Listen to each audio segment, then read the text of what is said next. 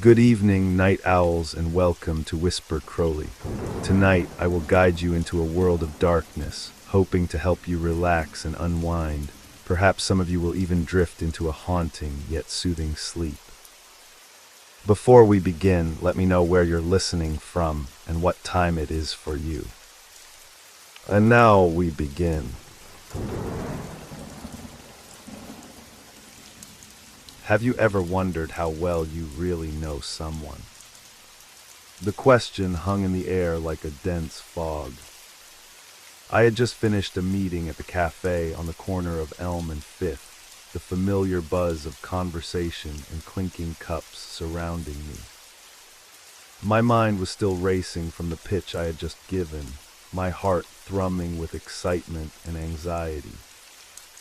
But that question, posed by my new business partner, sent a shiver down my spine.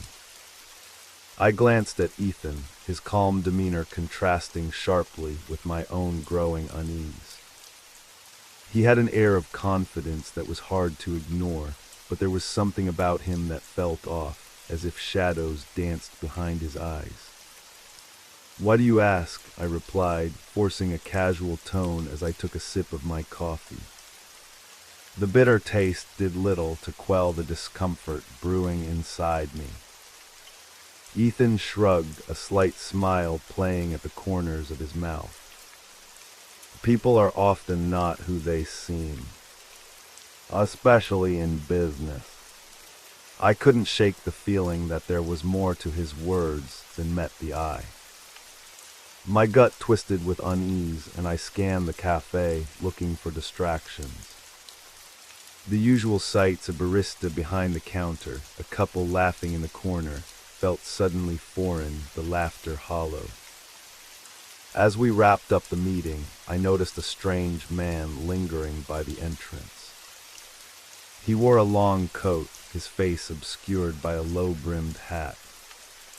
I caught his gaze, and he held it for a moment too long, sending a chill racing down my spine. I quickly looked away, trying to focus on the conversation with Ethan. "Let's meet tomorrow to finalize the details," Ethan suggested, rising from his seat. I nodded, forcing a smile, but my mind was still on that man. As I stepped outside, the cool evening air hit me, but I felt a warmth creeping up my neck. I walked briskly, glancing over my shoulder more than once, half expecting to see the man still watching. The streetlights flickered, casting elongated shadows on the pavement, and I hurried toward my apartment, the feeling of being followed intensifying with each step. Once inside, I locked the door and leaned against it, my heart still racing. I tried to shake off the tension. Perhaps it was just paranoia, I thought. The new partnership was exciting, but it also brought uncertainty. Later that night, as I lay in bed, I replayed the day's events in my mind. Ethan's words echoed, "How well do you really know someone?" I couldn't help but wonder about his past. The thought gnawed at me, leaving me restless. Sleep eventually found me, but it was fitful. I dreamt of shadowy figures lurking in the corners of my mind, whispering secrets I couldn't grasp. When I awoke, it was to the sound of my phone buzzing insistently on the nightstand. I grabbed it, squinting at the screen. A message from Ethan. "Let's meet at the office. I have something important to show you." My stomach twisted. The office. It was late, and I hadn't expected him to want to meet so soon. Something felt off. With a mix of curiosity and dread, I got dressed and made my way to the office. The streets were eerily quiet, the usual bustle of the city replaced by an unsettling stillness. I tried to shake off the feeling of foreboding as I entered the building. The fluorescent lights flickered overhead as I walked down the dimly lit hallway. I could hear my footsteps echoing, a constant reminder of my solitude. The office door was ajar, and I pushed it open slowly. "Ethan," I called out, but my voice sounded small in the emptiness. I stepped inside, the room still and silent. Papers were strewn across the desk, and a single lamp cast a harsh light over a folder that caught my eye. As I approached, I realized it was filled with documents that appeared to be financial records.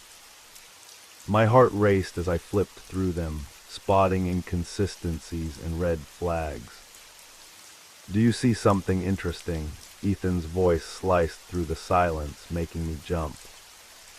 He stood in the doorway, his silhouette framed by the dim light behind him. "What is all this?" I asked, trying to keep my voice steady as I turned to face him. He stepped closer, his expression unreadable. "Just a little research. You might say it's a way to know who we're really dealing with." I felt a chill wash over me. "This isn't what we discussed. I thought we were focusing on the new project." He smiled, but it didn't reach his eyes. "Projects change. Sometimes we need to look into the past to understand the present." I frowned, my gut twisting in response. There was an underlying tension, an unspoken threat in his tone. "What do you mean by that?" Suddenly, the lights flickered again, plunging the room into darkness for a split second before they stabilized. My heart raced. "Ethan, what's going on?" He stepped back, crossing his arms. "Just business, nothing to worry about. But you should know things aren't always what they seem." A sense of panic rose within me. I needed to get out to escape this growing sense of danger. "I think I should go," I said, my voice trembling slightly. "Are you sure you want to leave?" he replied, his voice low and menacing. The air felt thick with tension, and I could sense the shadows closing in around us. I stepped back toward the door, my instincts screaming at me to run. Just as I reached for the handle, I heard a faint sound, like a whisper echoing through the room. "Don't turn your back on the past," Ethan warned, his tone chilling. I hesitated, fear coursing through me as the weight of his words settled in. The darkness of the room felt alive, threatening to engulf me. I needed to escape before I got pulled deeper into whatever game he was playing. With a burst of adrenaline, I flung open the door and ran down the hallway, my heart pounding in my chest. I didn't look back. The only thing I knew was that I had to get away from Ethan and whatever secrets lay hidden in the shadows. As I stepped into the cool night air, I felt a sense of relief wash over me. But even as I turned to head home, I couldn't shake the feeling that this was only the beginning. The mystery of my partner was just unfolding, and I had a sinking suspicion that the past was about to collide with the present in ways I could never have imagined. The night air was sharp and crisp as I hurried down the sidewalk, my footsteps echoing against the pavement. My heart raced, pounding in rhythm with the thoughts swirling in my mind. What had just happened back at the office? The fleeting moment with Ethan felt like a prelude to a storm, and I could feel the tension coiling around me, tightening with each step I took away from that darkened room. As I walked, my senses heightened, picking up on every sound, the rustle of leaves, the distant hum of traffic, and the occasional bark of a dog. I tried to focus on the familiar sights of the city, but even the streetlights felt menacing, casting elongated shadows that seemed to creep closer with each passing moment. It was as if the city itself had shifted overnight, transforming from a comforting home into a labyrinth of secrets and hidden dangers. I reached my apartment building and hesitated at the entrance, a strange instinct urging me to look back. The street was empty, but I couldn't shake the feeling that I was being watched. The man in the long coat flashed through my mind. Who was he? And how was he connected to Ethan? I took a deep breath, shaking off the dread that clung to me like a fog. Inside, the familiar scent of my home greeted me, but it felt tainted, as if the shadows of the outside world had slipped through the door with me. I locked the door behind me, the click of the bolt echoing in the silence. I moved through the dimly lit living room to the kitchen, pouring myself a glass of water in an attempt to calm my nerves. As I leaned against the counter, the weight of Ethan's words settled heavily on me. Things aren't always what they seem. I couldn't shake the sense that I had stepped into a web of deceit that had been carefully woven long before I arrived. The documents I had seen earlier replayed in my mind. What was Ethan really up to? I felt a compulsion to dive deeper, to uncover the truth behind those records. But my gut twisted with the realization that curiosity could lead me into dangerous territory. I took my phone from my pocket, staring at the screen as if it held answers. I thought about calling Ethan, but the memory of his icy demeanor made me hesitate. Instead, I opened a search engine, my fingers hovering over the keyboard. I typed his name, hoping to find something, anything, that would help me piece together the puzzle. As the results populated, I felt a sense of urgency. I scanned through the links, my heart sinking as I stumbled upon an article from several years ago. It described a business scandal involving a company Ethan had worked for, allegations of fraud and embezzlement swirling around its executives. A chill ran down my spine. Could he be involved in something like that? The article was vague, lacking any concrete details about Ethan himself, but the connections to organized crime sent a shiver of fear through me. My instincts screamed that I was in over my head. Suddenly, the sound of my phone buzzing broke my concentration. I jumped, my heart racing again as I saw Ethan's name flash across the screen. I hesitated, debating whether to answer. But I knew I had to confront him. With a shaky breath, I accepted the call. "Ethan," I said, trying to keep my voice steady despite the pounding of my heart. "What did you want to show me?" "Meet me at the old warehouse on East End." "I need to discuss something crucial," he replied, his voice calm and collected as if nothing had transpired earlier. "Why there? Isn't it late?" I felt the unease creeping back in, knotting in my stomach. "It's important. Trust me. You'll want to know what I have to say," he insisted, his tone shifting slightly, taking on a more commanding quality. "Okay," I relented, unable to resist the pull of his authority. "I'll be there." After hanging up, a surge of adrenaline coursed through me.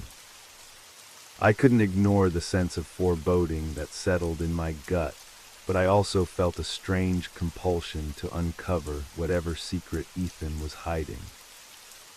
I grabbed my jacket, trying to dismiss the mounting anxiety. The warehouse was only a short drive away, but every street I passed felt like a journey through a darker version of my city. I parked the car and stepped out, the cool night air hitting my face like a splash of cold water. The warehouse loomed ahead, a dilapidated structure shrouded in shadows. The once vibrant colors were now muted, the paint peeling like the secrets hidden within its walls. As I approached, I noticed the faint sounds of something shifting inside, and my heart quickened. I pushed open the door, the rusty hinges creaking in protest. Inside, the dim light barely illuminated the vast space, revealing piles of debris and broken crates scattered throughout.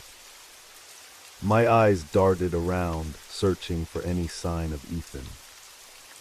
"Ethan," I called out, my voice echoing eerily in the emptiness. "Over here," he replied, emerging from the shadows. His silhouette appeared more menacing in the low light, a stark contrast to the confident businessman I had first met. "What's this all about?" I asked, trying to mask the tremor in my voice. Ethan stepped closer, his expression serious. "There are things happening in this city that you don't understand. We are part of something much bigger." "Bigger than what?" I pressed, feeling the tension mounting in the air between us. "Bigger than you or me." "Bigger than this partnership," he said, his voice low and urgent. "You need to see what I've uncovered." He reached into his pocket and pulled out a small flash drive, holding it out to me. "This contains evidence, connections to the past that will shock you. But you must promise me one thing." "What's that?" I asked, my heart racing. "Promise me you'll keep an open mind. What we're dealing with goes beyond mere business. It's a web of corruption, and it's dangerous." The weight of his words hung heavy in the air, and I felt the gravity of the moment settling over us like a dark cloud. I took the flash drive, but doubt twisted in my gut. "I need to know the truth," I said, trying to steady my voice. "But if this is as serious as you say, why put me in danger?" Ethan's gaze hardened. "Because you're already in danger. And the only way to protect yourself is to know what's really happening." As I held the flash drive, I couldn't shake the feeling that I was stepping deeper into a dark abyss. But my curiosity outweighed my fear. The path ahead was fraught with peril, but the truth was a flame I couldn't resist. "Let's find out what we're really dealing with," I said, steeling myself for whatever lay ahead. With that, we stepped further into the shadows of the warehouse, the air thick with uncertainty and the promise of revelations that could shatter everything I thought I knew. The air inside the warehouse was stale, heavy with the scent of rust and decay. My heart pounded in my chest as I followed Ethan deeper into the shadows, the dim light casting long, eerie shapes across the concrete floor. Every step echoed, amplifying the unsettling feeling that we were not alone. Ethan led the way, his silhouette cutting through the gloom like a blade. I clutched the flash drive tightly in my hand, its weight both a reassurance and a reminder of the burden it represented. What secrets lay hidden within its digital confines? I felt a mix of anticipation and dread, as if I was on the brink of discovering something that could change everything. As we reached the back of the warehouse, Ethan stopped near a wall covered in peeling paint and old posters, remnants of a time long past. He flicked on a small flashlight, the beam cutting through the darkness to reveal a makeshift table littered with papers, photographs, and an old laptop. "This is where I've been doing my research," he said, motioning for me to take a seat. I hesitated for a moment before complying, my instincts still screaming at me to be cautious. The laptop screen flickered to life, illuminating Ethan's focused expression. "Everything you need to know is here," he continued, typing rapidly. "This is more than just corporate fraud. It goes back years, intertwining with criminal networks that are still active today. I leaned in closer, trying to absorb the information as he pulled up a series of documents. Each one seemed more incriminating than the last: emails, financial records, and connections to people I had only heard about in whispered conversations. My stomach twisted as I began to piece together the extent of the operation Ethan was describing. "Look at this," he said, highlighting a name on the screen. It was a high-profile businessman, someone whose public image was pristine. He's at the center of it all. His company has been laundering money through legitimate businesses for years. And now he's involved in our project. I felt a cold sweat break out on my forehead. "Are you sure about this? If what you're saying is true, it could be dangerous for both of us." Ethan's expression was grave. "I know it's dangerous. That's why I called you here. We need to be careful about how we proceed. If they catch wind of us snooping around, we could become targets." I swallowed hard, the weight of his words sinking in. This was no longer just about business or a partnership. We were diving headfirst into a world that was murky and fraught with peril. Ethan continued scrolling through the documents, his brow furrowing in concentration. "There's more. These files include reports of threats made against individuals who tried to expose him. They don't just ruin careers, they ruin lives." The hairs on the back of my neck stood up. I glanced around the warehouse, half expecting to see shadowy figures lurking in the corners. "So what's the plan?" I asked, my voice shaky but firm. "We gather more evidence, build a solid case, and then we can approach the authorities," he replied, his tone determined. "But we need to be smart about it. Trust is key." "Trust," I echoed, my mind racing. How could I trust someone who had just revealed such dark secrets? "How do I know I can trust you?" Ethan paused, his gaze steady. "You don't, but I'm asking you to take a leap of faith. I wouldn't have brought you into this if I didn't believe we could make a difference." His words hung in the air, a challenge and a plea all at once. I felt the tension shift, the weight of uncertainty pressing down on me. "Okay," I finally said, though my voice barely rose above a whisper.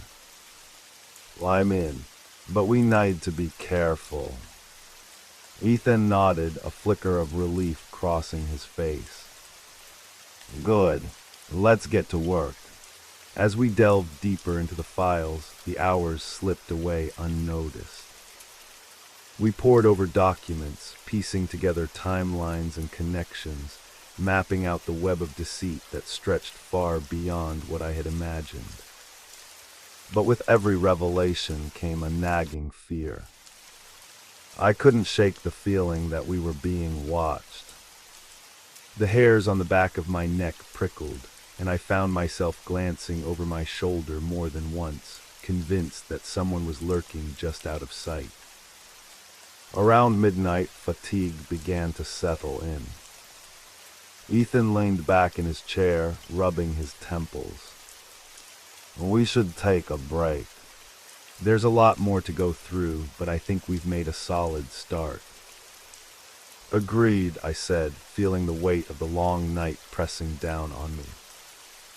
But as I stood up, a loud noise echoed through the warehouse, a crash that reverberated through the walls. My heart raced as I exchanged a look with Ethan. "What was that?" I whispered, the tension coiling tightly in my chest.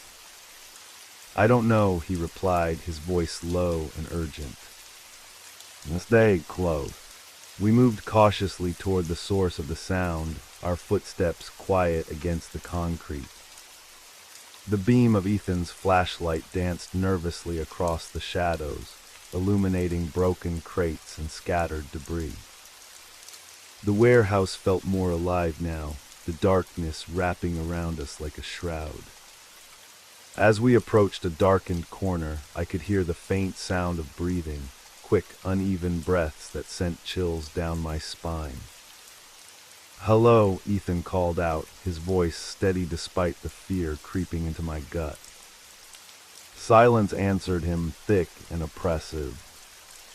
Then, without warning, a figure emerged from the shadows, stumbling toward us. It was a man, disheveled and wild-eyed, with dirt smudged across his face. Panic surged within me as I took a step back. "Help me. They're coming," he gasped, his voice trembling with fear. "Who's coming?" I managed to ask, my heart pounding in my chest. Before he could answer, a loud crash echoed again, this time from the main entrance of the warehouse. My instincts kicked in. "We need to get out of here." Ethan nodded, grabbing my wrist and pulling me back toward the exit. But as we ran, the man's cries echoed behind us, a desperate plea that reverberated in the chaos. "Wait, don't leave me." I glanced back, torn between helping the stranger and the instinct to flee. But as I looked into his eyes, I saw a raw desperation that mirrored my own fear. "We can't help him," Ethan shouted, urgency in his voice. "We need to go now." Reluctantly, I turned away, adrenaline pumping through my veins as we sprinted toward the door. Just as we reached it, I could hear the sound of heavy footsteps approaching, echoing through the empty space. Ethan pushed the door open, and we barreled outside, the cool night air hitting us like a wave. But as we stepped into the open, I could already feel the weight of our choices pressing down on us. We had ventured too far into a world we didn't fully understand, and now the danger was closing in fast. "Get in the car," Ethan urged, his voice laced with urgency. I didn't hesitate this time. We jumped into the vehicle, and as Ethan slammed the door shut, I could hear the sound of footsteps behind us. The moment he turned the key in the ignition, a deafening roar filled the air, and we sped away from the warehouse, leaving behind the chaos and the dark uncertainty that now loomed over us. But as we drove into the night, I couldn't shake the feeling that this was only the beginning of something far more sinister. The path ahead was fraught with danger, and the shadows of the past were creeping ever closer, ready to engulf us. The engine roared as we tore down the darkened streets, the city lights flickering by like ghosts in the night. My heart raced, not just from the adrenaline of our narrow escape, but from the questions swirling in my mind. Who was that man? And more importantly, who or what was pursuing us? Ethan's knuckles were white against the steering wheel, his jaw clenched tight as he navigated the familiar streets. I could see the tension radiating from him, a mixture of fear and determination that mirrored my own. "Where to?" I asked, my voice barely above a whisper, afraid to disturb the uneasy silence that enveloped us. "Anywhere but here," he replied tersely. "We need to lay low for a while, figure out our next move." I nodded, trying to focus on the road ahead. My thoughts drifted back to the warehouse, the chaos, the man's desperate plea. "Do you think you'll be okay?" I asked, my heart heavy with guilt. Ethan shook his head, a bitter smile crossing his lips. "In this world, I doubt it. If they're after him, he's probably already a target." A cold shiver ran down my spine at the thought. The implications of what we had stumbled into were starting to weigh heavily on me. This was more than just a business deal. It felt like a descent into a dark abyss where the rules of morality were rewritten. "Do you really think we can go to the authorities?" I asked, the words tasting bitter on my tongue. "With what we have, won't they just shut us down?" Ethan glanced at me, his expression serious. "It's a risk, but we have to find someone we can trust. If we go in blind, we could end up like that man, expendable." The gravity of our situation settled over me like a heavy blanket. Trust was a luxury we couldn't afford. I stared out the window, watching the world blur past, wondering how it had come to this. Just a few days ago, I was focused on the excitement of a new partnership, a fresh start. Now I felt like a pawn in a game I didn't understand. We drove in silence for a while, the only sound the rhythmic hum of the tires against the asphalt. But the quiet was a thin veil, and beneath it I could feel the tension building, like a storm brewing just out of sight.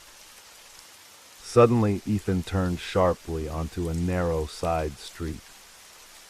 "We should take a different route," he said, glancing in the rearview mirror, his brow furrowed with worry.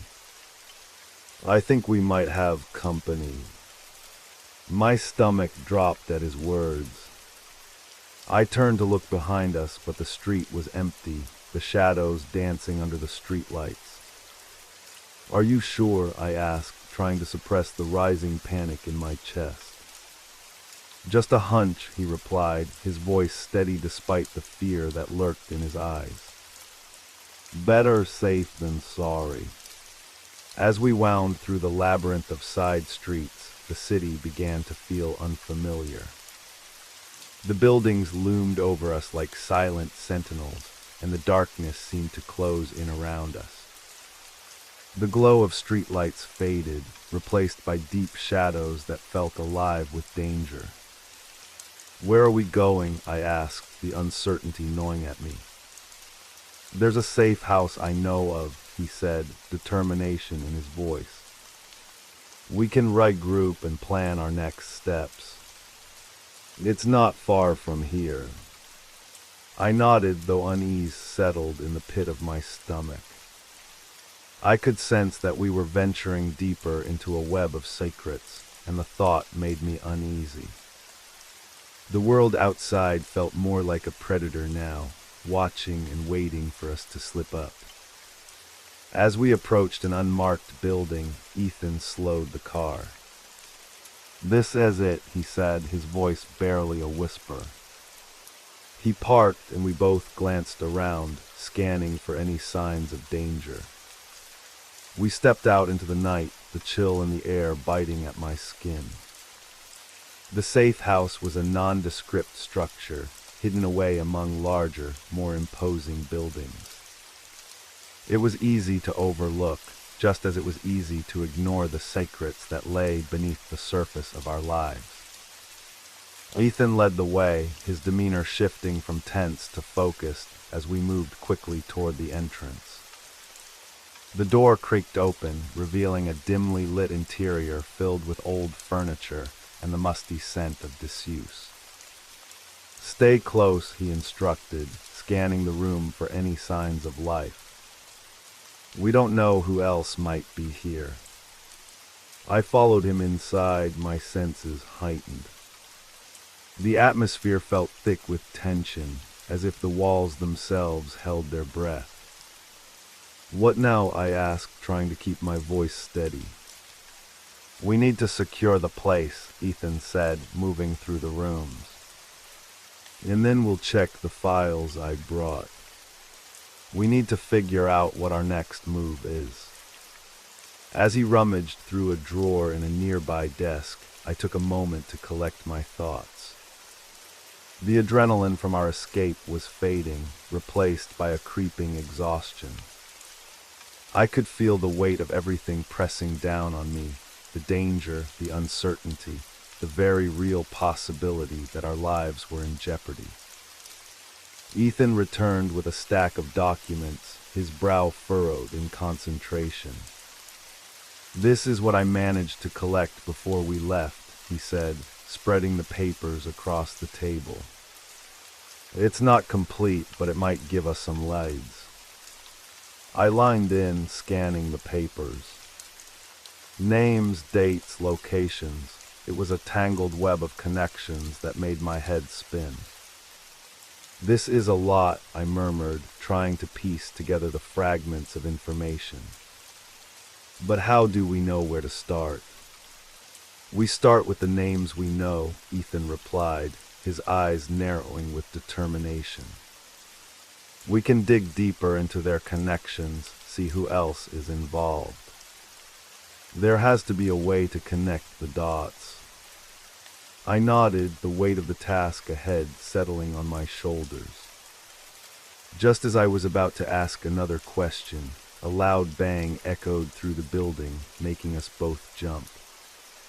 "What was that?" I gasped, fear flooding my senses. "Stay here," Ethan ordered, moving cautiously toward the source of the noise. I watched him disappear down a narrow hallway, my heart racing. The air felt charged with tension, and every instinct screamed at me to follow him. But I forced myself to stay put, straining to hear any sounds. Then I heard it, a low murmur of voices, followed by the unmistakable sound of footsteps approaching. My blood ran cold as the realization hit me. We were not alone. I glanced around the room, searching for a place to hide. The old furniture provided little cover, and the window offered no escape. My mind raced as I considered my options. Should I confront them? Or should I wait for Ethan? Before I could decide, the voices grew louder, and I felt a surge of panic. I needed to warn Ethan. I quietly edged toward the hallway, my heart pounding in my ears. As I peered around the corner, I caught a glimpse of figures moving in the dim light. They were dressed in dark clothing, their faces obscured by shadows. I held my breath, trying to remain silent. Just then I saw Ethan re-emerge, his expression shifting from focused determination to shock as he registered the approaching threat. "Get back," he hissed, urgency flooding his voice. I ducked back into the room just as the figures rounded the corner. My heart raced and I pressed my back against the wall, straining to hear what was happening. "Check the other rooms," one of them ordered, their voice cold and commanding. "They can't have gone far." Panic surged within me as I realized how close they were. Ethan's eyes met mine for a fleeting moment, and I could see the determination etched on his face. We had to get out now. Before I could think, I sprang into action, adrenaline propelling me forward. "This way," I whispered urgently to Ethan, motioning for him to follow me. We ducked into a nearby room, shutting the door quietly behind us. My heart raced as we crouched low, listening intently for any signs of our pursuers. The muffled sounds of footsteps echoed outside, a reminder that danger was just beyond our reach. "We can't stay here," Ethan said, his voice tense. "We need to find another way out." I nodded, my mind racing as I scanned the room. It was small and cluttered, but there was a window that might provide an escape. "What about that?" I pointed, my voice barely above a whisper. Ethan glanced over and nodded. "Good idea. Help me get it open." We moved quietly toward the window, my heart pounding as we worked together to pry it open. The hinges creaked ominously, but we managed to push it wide enough to slip through. As we climbed out, I couldn't shake the feeling that we were being watched. The cool night air hit me like a wave, and I felt a rush of relief mixed with fear. Once outside, we ducked low, moving quickly away from the building and into the shadows of the alley. My mind raced as we navigated through the darkness, every step echoing with uncertainty. But even as we fled, I could feel the weight of our choices hanging over us. The night was far from over, and the shadows were closing in, ready to envelop us in their cold embrace. As we slipped into the maze of alleyways, I couldn't help but wonder how we would escape this nightmare. The danger was far from over, and I felt the icy fingers of fear curling around my heart. But one thing was clear: we were in this together, and the only way out was to confront the darkness head-on. The night enveloped us like a suffocating blanket, the air thick with tension and the faint scent of rain. We moved swiftly through the alleyways, the sound of our footsteps muffled against the damp pavement. I could feel the adrenaline coursing through my veins, fueling both my fear and my determination. Every shadow felt alive, every whisper of the wind echoed with the threat of danger.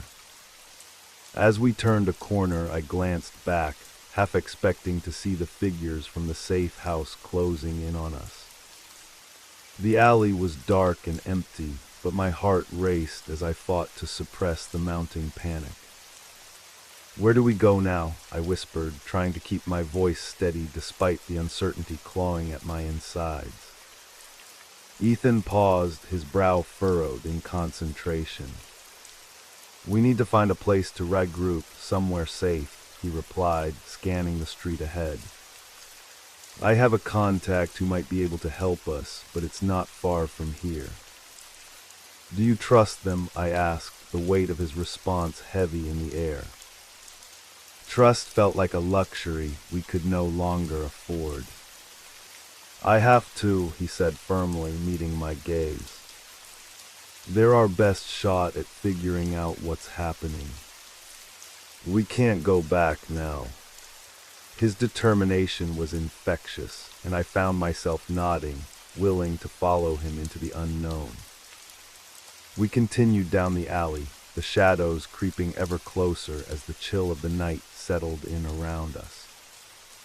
As we emerged onto a busier street, the stark contrast to the darkened alleys made my heart leap. The bright lights of nearby shops and cafes were a welcome sight, yet they felt like a facade. Beneath the surface, danger lurked, and I couldn't shake the feeling that we were being watched. "Stay close," Ethan instructed, leading me through the crowd. "We need to blend in." I kept my head down, doing my best to appear nonchalant, while every instinct screamed for me to flee. People brushed past us, oblivious to the turmoil brewing beneath the surface of our lives. My heart was racing, and I could feel the weight of the world pressing down on my shoulders. As we approached a small, nondescript building tucked away between larger structures, Ethan paused. "This is it," he said, looking around cautiously. "Just act normal." He pushed the door open, and I followed him inside, my breath catching in my throat. The interior was dimly lit, with a bar on one side and a few scattered tables. The atmosphere was thick with smoke and the murmur of conversations, a stark contrast to the danger we had just escaped. Ethan scanned the room, and I could see a flicker of recognition cross his face. "Over there," he said, nodding toward a corner table where a figure sat alone, nursing a drink. I followed his gaze, my pulse quickening. The man was rugged, with a scruffy beard and piercing eyes that seemed to take in everything. He looked like he belonged to a different world, one where shadows and secrets reigned. "Stay close," Ethan said again, his voice low as we approached the table. As we drew nearer, the man looked up, his expression unreadable. Ethan, he said, nodding slightly. I didn't expect to see you here. Things have gotten complicated, Ethan replied, his voice steady but laced with urgency. We need your help. The man's eyes flickered to me, and I felt exposed under his scrutiny. And who's this? He asked, his tone neutral but inquisitive. This is my partner, Ethan explained. We've stumbled into something bigger than we anticipated. We need to know what you know. The man leaned back in his chair, his expression shifting from curiosity to caution. You both look like you've been through hell. What's going on? Ethan launched into a brief explanation, detailing the events of the past few days, the partnership, the warehouse, the man who had been pleading for help. The rugged man listened intently, his brow furrowing deeper with each revelation. This is serious, he said finally, rubbing his chin thoughtfully. You're dealing with people who won't hesitate to eliminate threats. You need to be careful. I understand, Ethan replied, his voice resolute. But we can't just walk away. We need to know who's behind this.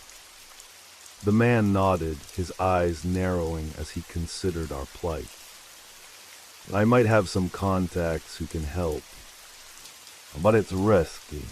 You'll be walking a fine line. We're willing to take that risk, I said, surprising myself with the conviction in my voice.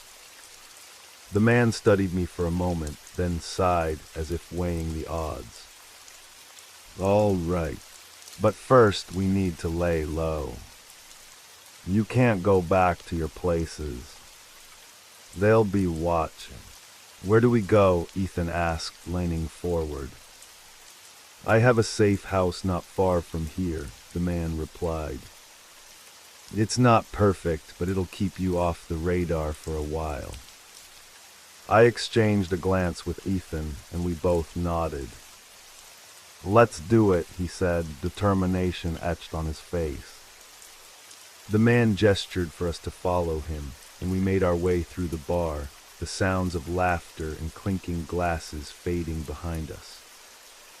As we stepped into the cool night air, I felt a mix of apprehension and hope.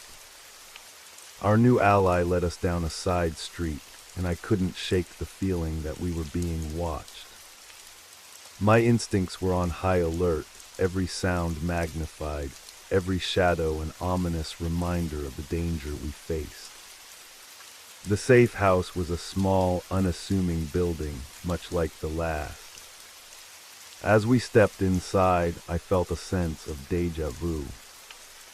The air was stale, and the dim lighting gave the place an eerie quality. Stay here, the man instructed, gesturing toward a small room at the back. I'll get some supplies and a plan together. Ethan and I nodded, grateful for the brief moment of respite. As the man disappeared into the shadows, I took a deep breath, trying to calm my racing heart. Do you think he can be trusted? I asked, turning to Ethan. He shrugged, his expression thoughtful. For now, yes. But we need to be vigilant. Trust is a luxury we can't afford. I nodded, feeling the weight of his words settle in. The room felt stifling, and I paced nervously, my mind racing with the implications of what lay ahead. What if they find us here? I asked, my voice laced with anxiety. We'll deal with it when it happens, Ethan replied, his gaze focused and determined. For now, we need to gather as much information as we can. I watched him, admiration flooding my heart. Despite the chaos surrounding us, he exuded a calmness that steadied my own fears. A few moments later, the man returned, a backpack slung over his shoulder. I've got some gear and a plan, he said, his expression serious. We need to move fast. I've heard whispers that they're onto you. What do you mean? I asked, my heart dropping at his words. I have a contact who can get you a secure line to dig deeper into this mess, he explained. But you have to trust me and follow my lead. No question.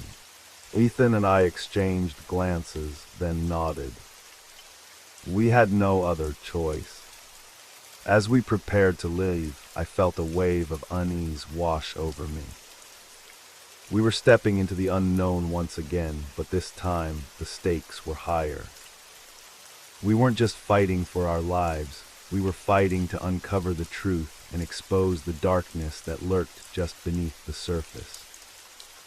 The night stretched before us, filled with uncertainty and danger, but we were determined to push forward. We had each other, and for now, that was enough to face whatever shadows awaited us. As we stepped out into the night once more, the air crackled with tension. The darkness loomed ahead, a reminder that the true fight was just beginning.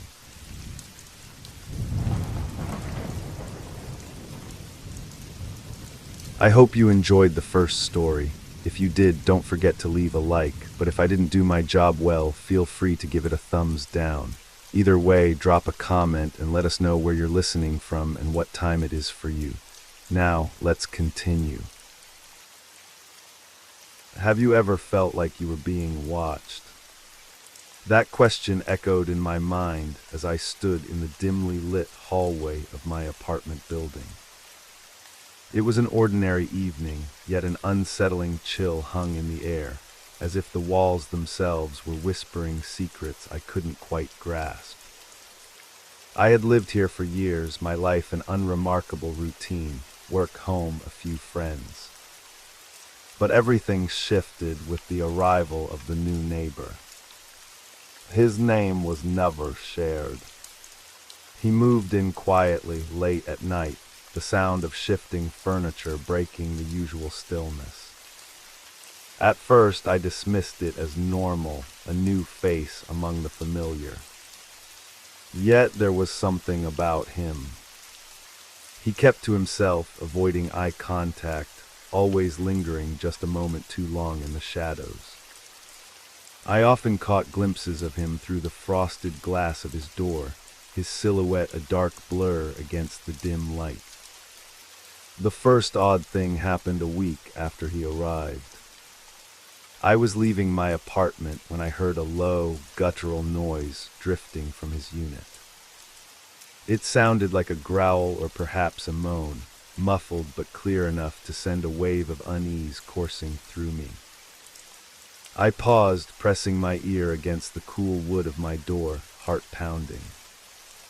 Was it just the building settling? Or something else entirely? I shook my head, trying to dismiss the thought. I was overreacting. But that night, as I lay in bed, the sound replayed in my mind. I felt like a fool for being scared of my own neighbor. Days turned into weeks, and the strange occurrences grew. I noticed things, small details that gnawed at my sanity. A faint, acrid smell wafted from his apartment, like burnt leaves mixed with something sweet and rotten. And then there were the shadows. At night, I would catch movement from the corner of my eye, a flicker of darkness that vanished the moment I turned my head. I could no longer ignore the creeping dread. Each sound, each shadow, twisted my mind further. My once cozy sanctuary became a prison, the walls closing in, whispering taunts of paranoia. The sounds at night grew louder, more frantic, scraping, scratching, and sometimes laughter that chilled me to the bone. I began to isolate myself, avoiding the common areas. The elevator became a trap, filled with suffocating silence, the air thick with the scent of his presence. I stopped greeting neighbors, stopped asking about him. They didn't seem to notice the changes, the strangeness that had infiltrated our little world. I was alone in my fear. In my sleepless nights, I could feel the weight of his gaze, heavy and suffocating. I imagined him standing at his door, peering into my life, watching my every move. What did he want? Why did he come here? Then one night, as I lay trembling beneath my covers, I heard it again, the sound like something scratching at the walls. My heart raced, my breath quickened. I could feel it, the palpable tension in the air. It was as if the very fabric of reality was unraveling around me. With every passing moment, I could sense the familiar growing unfamiliar, the known turning into a deep abyss of fear. It was no longer just a strange neighbor. He had become a dark shadow looming over my sanity, blurring the line between reality and nightmare. Little did I know the worst was yet to come. I spent the next few days in a haze of anxiety, my mind a whirlpool of unsettling thoughts. Each morning I awoke with a tightness in my chest, as if the darkness of the night had settled inside me. The noises continued, each one more disturbing than the last, a scratching, a thumping, and sometimes a low, almost rhythmic drumming that resonated through the walls. It felt like I was losing my grip on reality. I convinced myself to act normal, to carry on with my life. I went to work, met a friend for coffee, but each interaction felt surreal, as if I were merely going through the motions while the real world spiraled into chaos around me.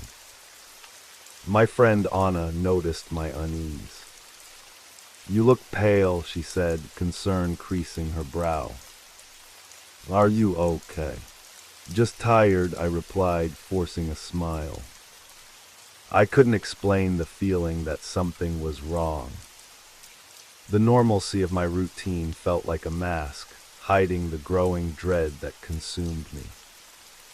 That evening, as I returned home, I noticed the hallway lights flickering. It was as if they were struggling against an unseen force. I quickened my pace, anxious to reach the safety of my apartment. But as I approached my door, I caught a glimpse of movement from the corner of my eye. My neighbor stood in his doorway, half hidden in shadow, his face obscured. I forced myself to meet his gaze, but it felt like staring into an abyss. His eyes, dark, penetrating, seemed to peer right through me. I swallowed hard, a chill running down my spine. "Hello," I managed, my voice barely above a whisper. He simply nodded, an eerie smile creeping across his lips. It was unsettling, and I hurried inside, shutting the door firmly behind me. Once inside, I leaned against the door, trying to steady my racing heart. The apartment felt suffocating, the walls closing in around me. I could hear the faint echo of his laughter, the sound lingering in the silence like a ghost. I grabbed my phone, scrolling through social media, desperately seeking distraction. But the words blurred together and the screen dimmed, reflecting my own internal darkness. That night, sleep eluded me. I lay in bed, listening intently to the sounds beyond my walls. The scratching continued, a persistent reminder that I was not alone. I turned on my bedside lamp, illuminating the shadows that danced in the corners of my room. I wrapped the blanket around me, seeking comfort in its warmth, but the sensation was fleeting. In the early hours of the morning, just as dawn began to break, I was jolted awake by a loud crash. It reverberated through my apartment, shaking me to the core. I bolted upright, heart pounding. I waited, breath held, listening for any further sound. Silence enveloped me like a thick fog, but I could feel the tension building, a knot tightening in my stomach. Summoning every ounce of courage, I crept toward the door, each step deliberate and slow. I placed my ear against the cold wood, straining to hear. Then I heard it, a low whisper, almost like a chant, seeping through the cracks. I couldn't decipher the words, but the tone was unmistakably menacing. Panic surged within me. I turned back to my room, my mind racing. Was I overreacting? Was it just my imagination spiraling out of control? But the fear was relentless, a constant companion that wrapped around me like a vice. I decided I needed to confront him, to understand what was happening. Perhaps it was nothing more than a case of nerves, a misinterpretation of innocent actions. With a deep breath, I prepared myself to knock on his door, to face the unknown head-on. But as I reached for the doorknob, I hesitated. What if I was wrong? What if there was something truly dark behind that door? The idea sent shivers down my spine, but my curiosity warred with my fear. I needed to know. Finally, I took a step back and steadied myself. Maybe tomorrow, I thought. Just one more night of observation.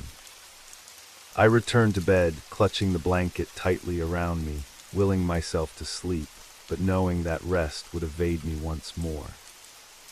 As I drifted in and out of consciousness, I felt an overwhelming sensation, like a weight pressing down on me.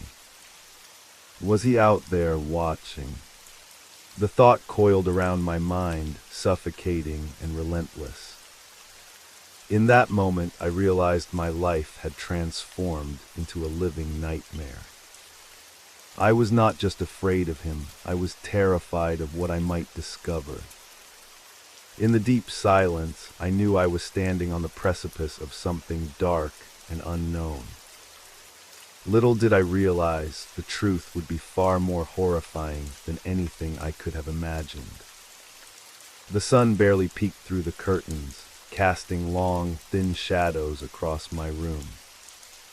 I awoke to a sense of dread that had settled over me like a heavy blanket.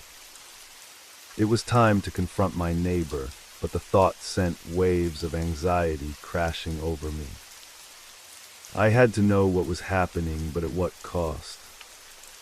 After a long, agonizing breakfast of toast that I hardly tasted, I paced my living room.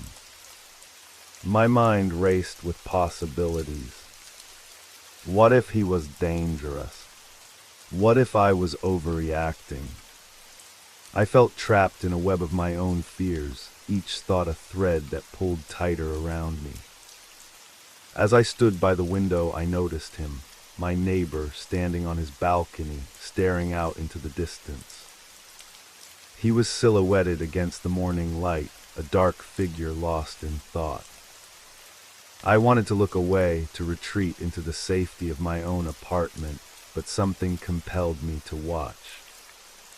His posture was stiff, rigid, as if he were waiting for something or someone. Gathering my courage, I decided to take a chance. I would approach him in the hallway, perhaps even ask if he needed anything. I needed to dispel this weight of uncertainty that loomed over me.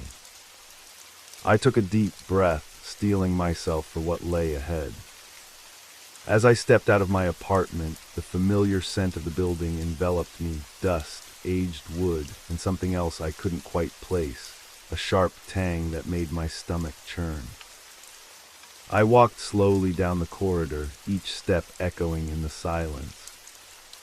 The hairs on the back of my neck prickled as I approached his door, my heart thumping in my chest. Before I could lose my nerve, I knocked, the sound reverberating through the stillness.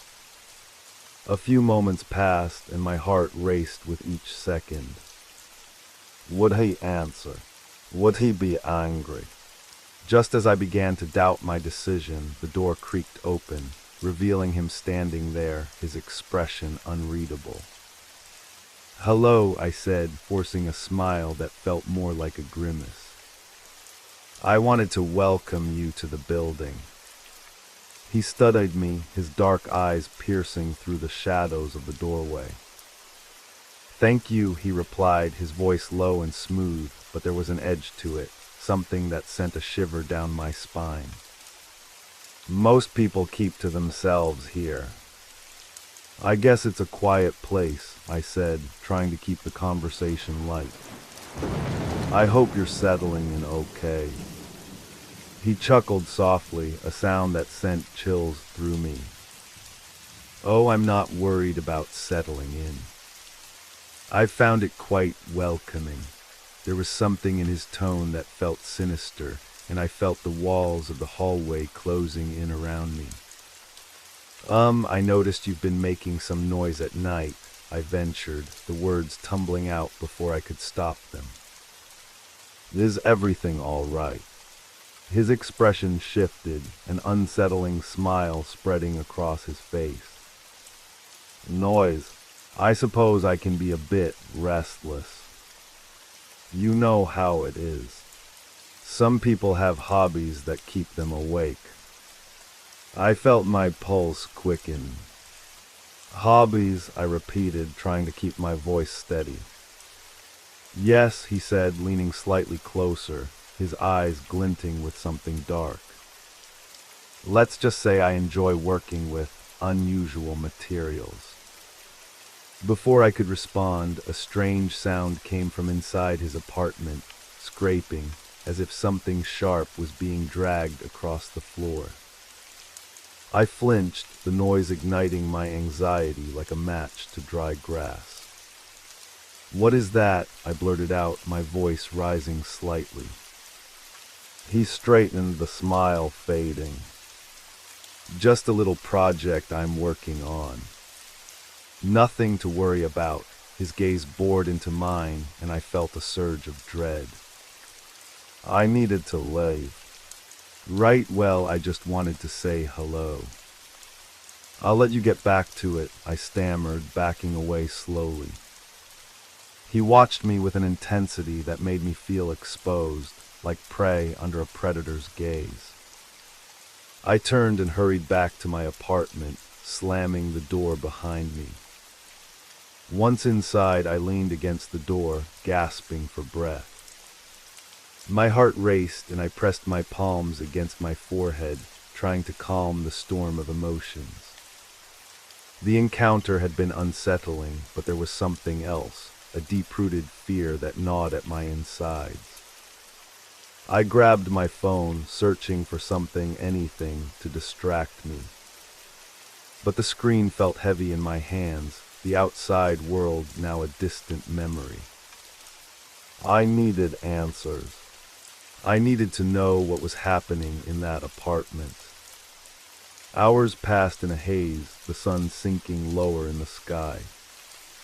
I could hear the occasional sound from his unit, a low hum, an odd thud, but I couldn't quite make sense of it. My mind raced with possibilities, each one darker than the last. What unusual materials was he working with? What kind of hobbies kept him up at night? The questions spun in my head like a cyclone, pulling me deeper into a pit of paranoia. I could no longer ignore the gnawing feeling that something was terribly wrong.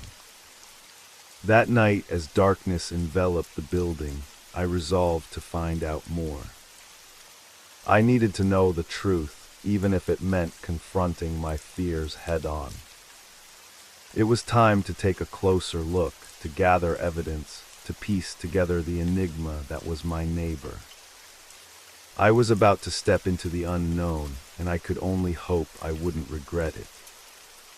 The night draped itself over the building like a heavy cloak, muffling the usual sounds of the city outside. I sat in the darkness of my living room, the only light coming from the flickering street lamp outside my window. Shadows danced on the walls, amplifying the sense of dread that had settled within me. I knew I had to do something. This situation could no longer be ignored. With trembling hands, I pulled out my phone and glanced at the clock. It was past midnight, and the world outside felt like a desolate landscape.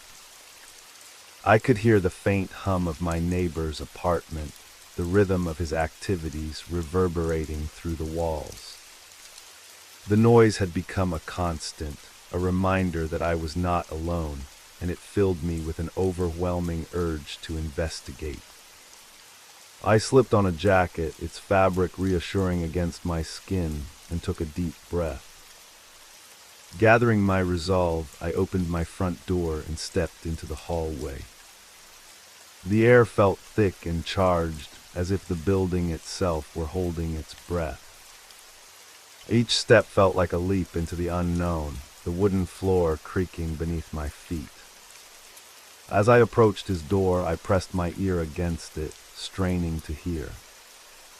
The low hum had morphed into a series of thuds, punctuated by sporadic scraping sounds.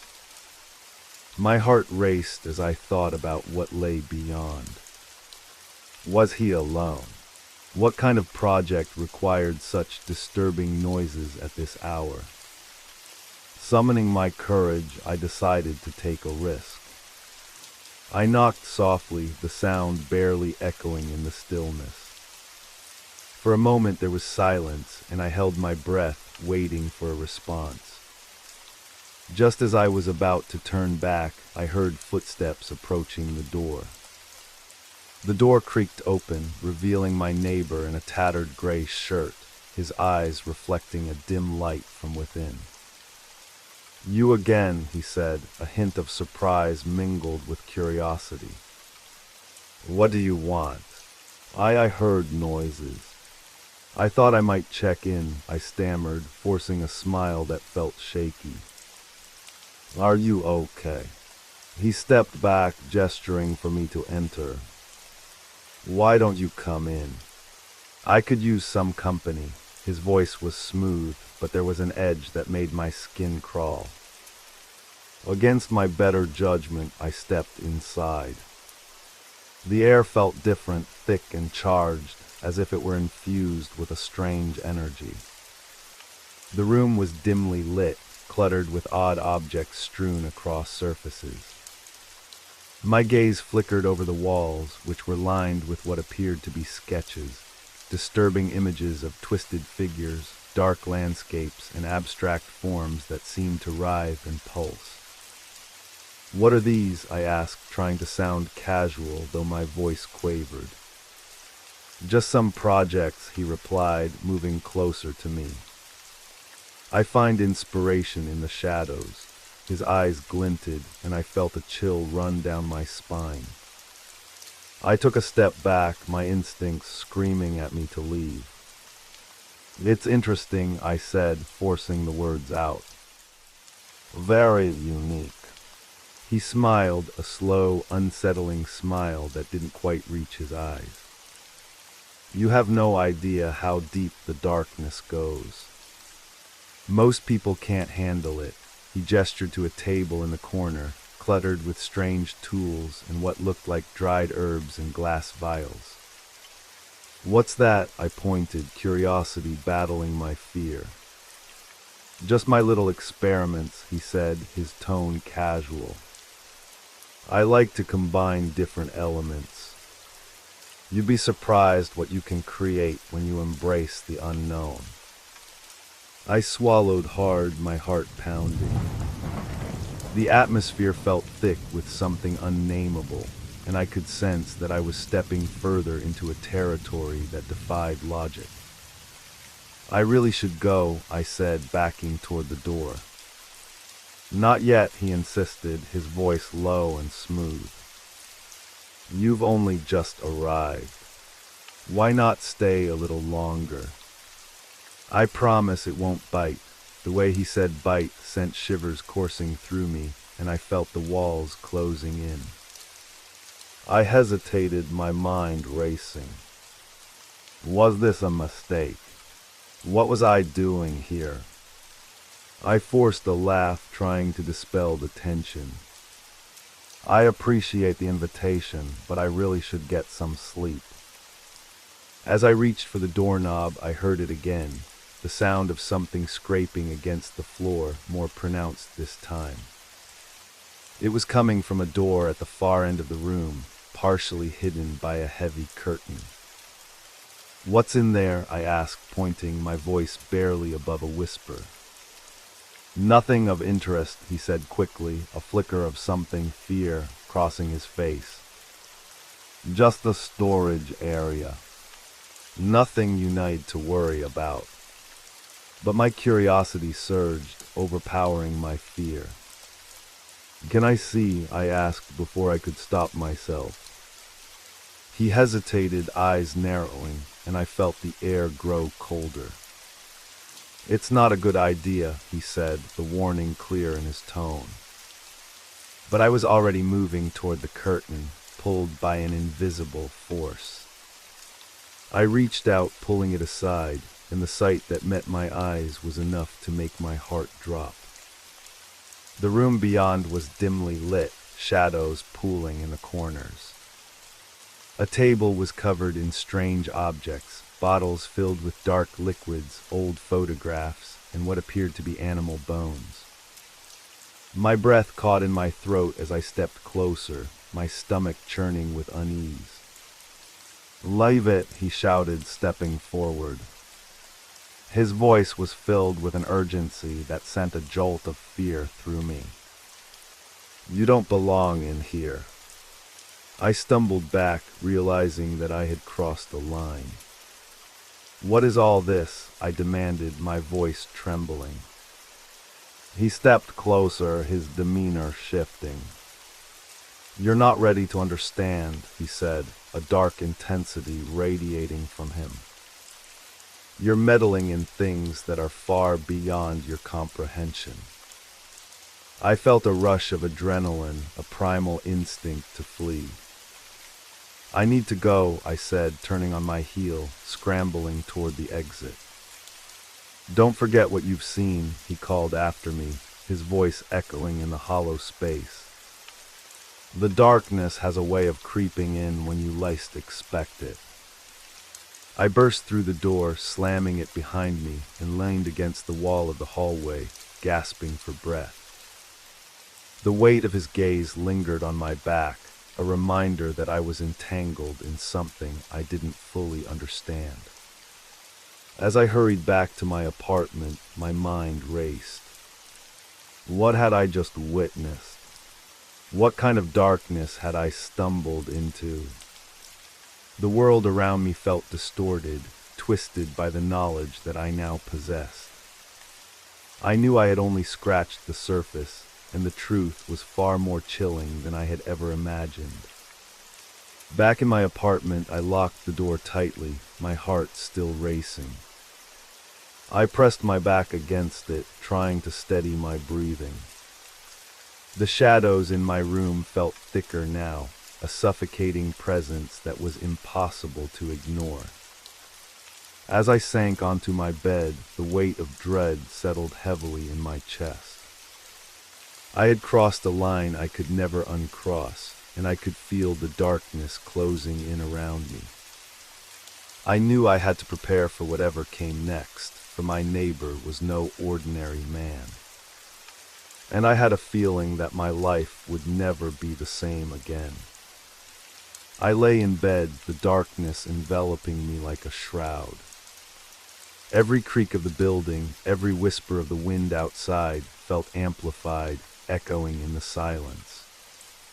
My mind raced, replaying the events of the night, the strange, unsettling conversation, the room filled with ominous artifacts, and the sense of something far more sinister lurking beneath the surface. Sleep eluded me, slipping through my fingers like sand. I glanced at the clock, 3 a.m., and realized that the night was only half over. My heart raced as I fought the urge to slip back into my neighbor's world, to uncover the secrets that lay hidden behind his door. But I also felt a primal instinct to stay as far away as possible. Instead, I reached for my phone, scrolling through the endless noise of social media, trying to find solace in mundane updates from friends and acquaintances. But my thoughts kept drifting back to him, the way his eyes glinted in the dark, the unsettling calmness of his voice, the darkness that seemed to seep into the very fabric of his being. Suddenly, a loud bang shattered the quiet, coming from the direction of his apartment. I froze, every nerve ending on high alert. Was it just my imagination? Or was there something truly disturbing happening just a few feet away? I stood up, heart pounding, and crept to my door. Pressing my ear against the cool wood, I strained to listen. The banging continued, louder this time, followed by a muffled voice, his voice, but it sounded different. It was raised, filled with an urgency that sent chills down my spine. Against my better judgment, I opened the door slightly and peered into the dimly lit hallway. The air was thick with tension, every instinct screaming for me to retreat. But curiosity overpowered my fear, and I took a tentative step into the corridor. As I approached his door, the sounds grew clearer, scraping, crashing, and then that low, guttural noise I had heard before. It reverberated through the walls, an echo of something primal and chaotic. My heart raced, each beat a reminder that I was venturing into dangerous territory. I knocked softly, my knuckles barely making a sound. "Is everything okay?" I called out, trying to mask the tremor in my voice. Silence hung in the air for a moment before he answered. "Just a little trouble with my project," he said, his voice strained. "Nothing to worry about. Why don't you go back to bed?" But my instincts told me otherwise. There was something urgent, something wrong behind that door. "Can I help?" I offered, surprising even myself with the words. "Help," he repeated, his voice dripping with amusement. "You'd rather stay away from what I'm working on. Trust me, you don't want to get involved." I could feel the pull of dread, the warning bells ringing in my mind, but something compelled me to stay. "I just want to make sure you're all right," I insisted, my voice steadier than I felt. The door creaked open slightly, just enough for me to glimpse into his apartment. The room was a whirlwind of chaos, papers strewn across the floor, strange equipment scattered about, and an eerie glow emanating from a small table at the far end. It was as if a storm had ripped through his space, leaving behind remnants of something dark and unsettling. "Please," he said, a hint of desperation seeping into his tone.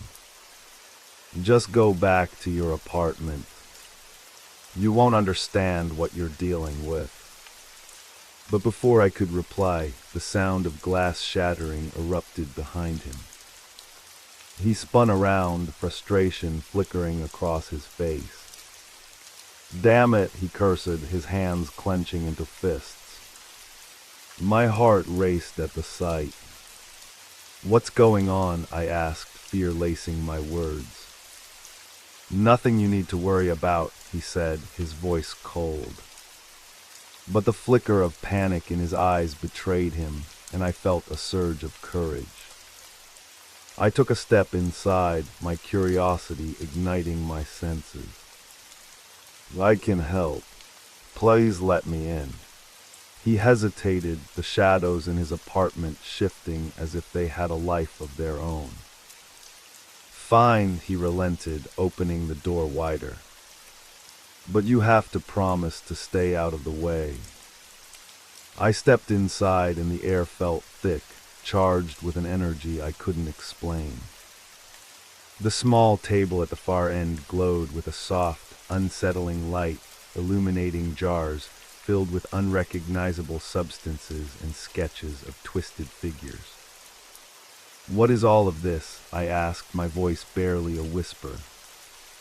He walked over, tension radiating off him. "It's a work in progress," he said, his voice low. "I'm trying to harness something that most people can't even begin to comprehend. This is where art and reality intersect." I glanced around, taking in the disarray. "Is this what you meant by unusual materials?" He nodded, his expression darkening. "These aren't just materials. They're conduits." "Conduits for what?" I pressed, my heart racing as I felt the walls close in. He stepped closer, his eyes narrowing. "For understanding the things that lie beyond our perception. The darkness is full of secrets, and I intend to uncover them." Fear coiled in my stomach. "But at what cost?" I asked, my voice trembling. He smiled, a chilling, knowing smile. "That's the question, isn't it? Most people turn away from the unknown. But I believe the truth is worth any sacrifice." The atmosphere thickened, pressing down on me like a weight. I took a step back, my heart racing. "What do you mean by sacrifice?" Before he could respond, another loud crash echoed from behind the curtain in the corner, drawing our attention. My blood ran cold as the curtain billowed slightly, as if something were struggling to break free. "Stay here," he said, his tone shifting to one of urgency. He moved toward the curtain, his demeanor tense. "No." "What is back there?" I shouted, panic surging within me. He turned to me, his expression unreadable. "You need to understand. Some things are better left undisturbed." But it was too late. My curiosity surged, overpowering my fear as I rushed forward, pulling the curtain aside. What I saw sent a shockwave of terror through my body. The room beyond was dark and cramped, filled with clutter that obscured my vision. In the center, a low, pulsating shape writhed against the wall, a mass of shadow and distortion that defied explanation. It shifted and moved as if alive, and I felt a rush of dread wash over me. "What is that?" I gasped, stepping back, my heart racing as I struggled to comprehend the sight before me. He glanced at the creature, a mixture of fascination and fear in his eyes. "It's the manifestation of what I've been working on. It's more than just a project, it's a glimpse into another reality." Panic clawed at my insides. "We have to get out of here," I shouted, my voice breaking. But he stepped forward, drawn to the entity, his eyes wide with awe. "No, wait. This is extraordinary." Before I could respond, the creature surged forward, tendrils of darkness extending toward him. I felt an overwhelming urge to run, to escape this nightmarish scene that was spiraling out of control. "Get away," I screamed, pulling him back just as the darkness lashed out, brushing against my arm with a cold, clammy grip. It sent a wave of terror through me, a visceral reminder of how dangerously close I was to something beyond my understanding. He turned to me, realization dawning in his eyes. "You don't understand. It's trying to connect." "No," I shouted, adrenaline fueling my escape. "We have to leave now." I yanked him away from the creature, my heart racing as I pulled him back into the main room. "We need to get out of here." "No." As I turned to flee, I felt the weight of the darkness pressing in around us, a suffocating force that seemed intent on dragging us into its depths. We raced toward the door, my pulse pounding in my ears. Just as we reached the threshold, the lights flickered and went out, plunging us into total darkness. "Go," I shouted, pushing him ahead of me. The weight of the shadows pressed against us, an unseen force that threatened to pull us back. With a final burst of adrenaline, we burst through the door into the hallway, slamming it shut behind us.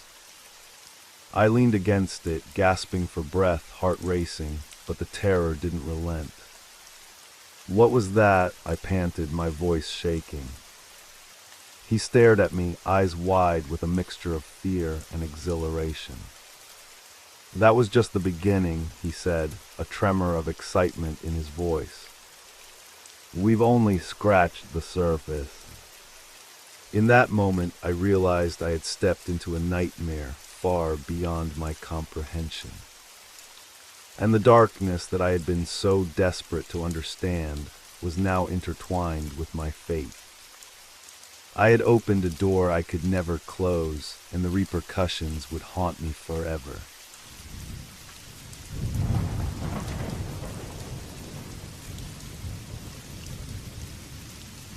You made it to the end of the stories. That means it's the perfect time to subscribe so you don't miss future episodes. And if you haven't already, leave a like and drop a comment. I'd love to hear your thoughts. Have a great time relaxing, and good night.